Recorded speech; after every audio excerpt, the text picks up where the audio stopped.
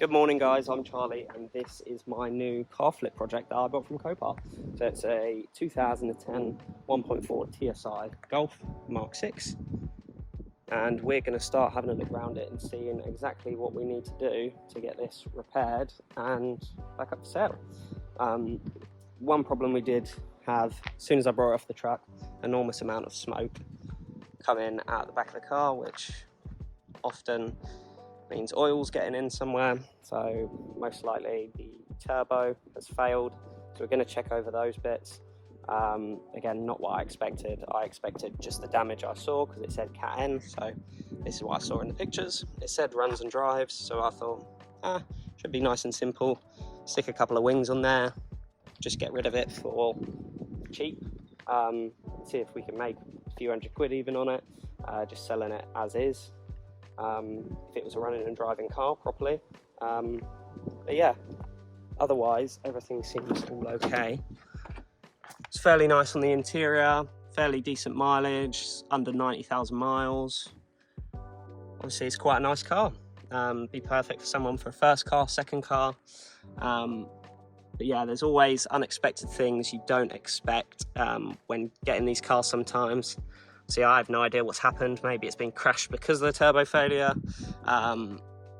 Yeah, maybe someone wanted the money for it because something has failed and it's going to cost too much to repair. But we're going to look into it and see what we can do to figure out if this is going to be doable for us or if it's going to be a bit too much to do. Yeah, we're going to start having a look around it, and I've already taken a few of the bits off in the engine just to see what we've got going on, but I will check in with you and show you guys along the whole process to see if this one's going to be a winner or an absolute lemon. So coming right over to the engine bay, I've already taken the airbox off just so we can try and gain access to the turbo to begin with, to visually inspect it and see if there is any obvious damage or play. So we're just coming down to have a look, but you can't really see much now, so we'll get the flash on in a second just so you can see for yourselves what we're doing here. So with the intake pipes off of the turbo inlet, you can see the turbine wheel on the inlet side does have play. It shouldn't move quite so much just by moving it with your finger.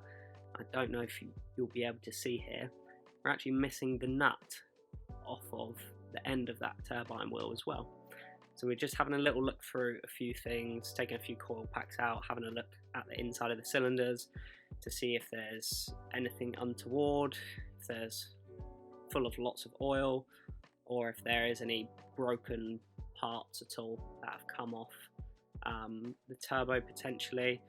Again, it's not always the case that broken bits from the turbo would have made it all the way into the engine, but it's just something to check anyway. So we've just taken a few of these coils out, having a look at the condition of the coil packs, spark plugs, and the best look at the inside of the cylinders as well, just to see if there's anything that particularly stands out. Now yes, I am going to grab a torque socket on an extension to try and lever the coil pack out. I know it's probably not the correct method, but just use what you've got sometimes, and as long as you're very careful and don't damage anything, which I didn't manage to damage anything, I think it's okay to use the incorrect tool sometimes, let's say.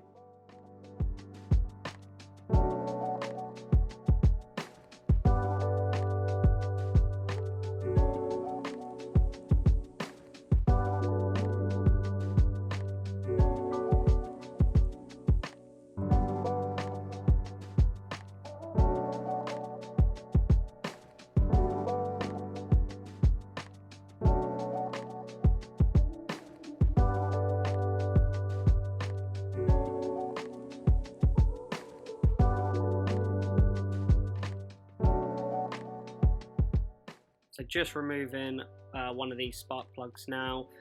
You'll be able to see in a second, it does look quite black, to say the least. Incredibly deteriorated. It could be from burning lots of oil in the cylinder as well from the turbo, just chucking loads of oil through the inlet. One thing I did want to check before we finish up our initial inspection for the day is the engine code, which can be found in the boot. So I found, so we can find the engine code here, which I believe is CAXA, CAXA engine, and you can also see the paint code for the wings. So I can look up some bits and make sure I'm ordering the right bits. We're also going to have a look at the turbo itself just to get a picture and video, so we can match up any turbo part numbers to the correct parts when we start searching later. So we're going to pop the bonnet up and go and have another look in the engine bay, and hopefully we can get a part number from the turbo unit itself so we can start having a look online for replacements.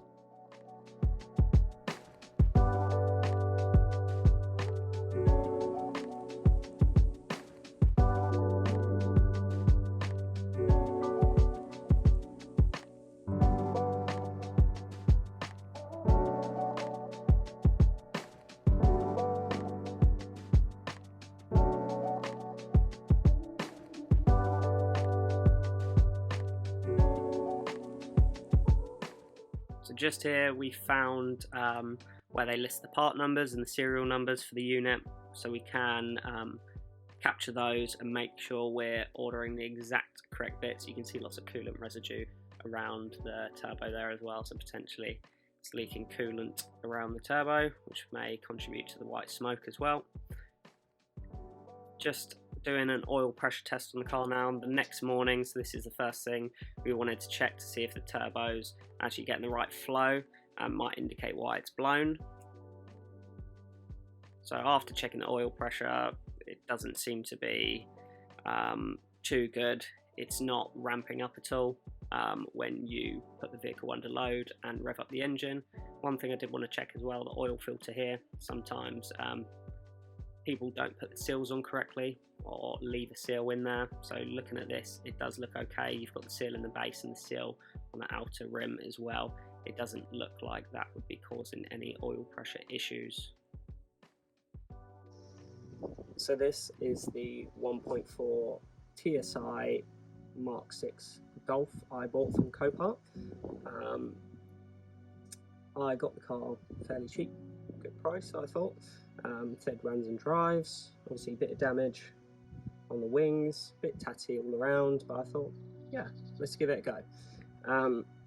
Upon getting it back, you can see, well, I haven't actually taken a video of it, but as soon as I pulled it off the recovery truck and started the car, the amount of smoke that came out the back was crazy.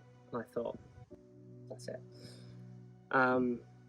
So immediately starting on the back foot, might have lost out on this car, could have been a really big mistake. I thought I'd start trying to look into a few of the issues. I thought turbo's probably blown. So looking at the video of the turbo, which I did take, you can see, yeah, enormous amount of play. It's clearly just blowing through all the oil. So turbocharger, yeah, doesn't seem too bad. Thought, yeah, I'll get a turbo. And then I was advised by a family friend, do a couple checks beforehand, oil pressure and things as well, just to see why that turbo might have blown. Upon doing the oil pressure test, which we done in the previous clip, when you rev the car up, the oil pressure should increase with RPM. However, it doesn't increase at all, meaning it's got a blockage somewhere or the oil pump has failed. So he's said it is probably not worth repairing because of the cost of the car. It's a cheap car, and the labour that would go into doing the oil pump on the car. He said it's not worth it. That has massively disappointed me, to say the least, but these things do happen, and unfortunately I've just picked a bit of a lemon this time around. I'm not sure exactly what I'm going to do, if I even can do it myself at home. Never done an oil pump on a car, I need to look into a few videos myself to see if it's doable, especially here on the floor without a ramp. Yeah, it's a bit of a downer, this one, but I am going to have a little look into it and see if it's possible for me to do this oil pump. Otherwise it's going to be the case of selling it, spares or repairs, a couple £100, and take the loss on this one. You can't do well on all of them. I did alright on the last one, the Sportage. I was able to make a nice bit of profit, but unfortunately this one might not go down so well. Hopefully we can get it sorted, but again, I don't know what's involved in doing this oil pump off the top of my head because I've never done one. I'm learning along with you guys on most of this stuff as well, so I'm gonna look over a few more things in the car and just see how easy it is to get to the oil pump. By the looks of it, it's all the sump off. I don't know if you have to take the subframe off, and then possibly all the timing gear and everything has to come off because it's run on a chain that normally sits behind the timing chain, so we're going to have a look into it and see if it's possible.